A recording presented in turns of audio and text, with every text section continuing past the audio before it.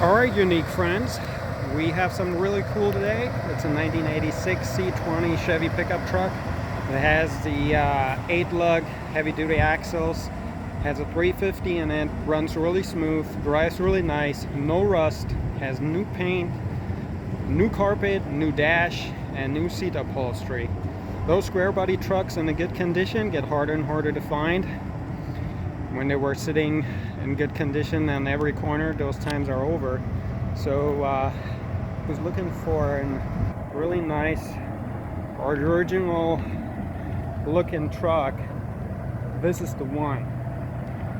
So, liebe Unique-Freunde, heute haben wir einen sehr coolen und sehr schönen 1986er Chevy Pickup C20 mit den 8-Loch Heavy-Duty Achsen und den 5,7 Liter V8.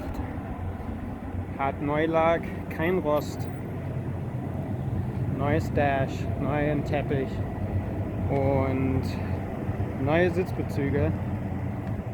Sehr schöner Truck, in gutem Zustand, im Original-Look.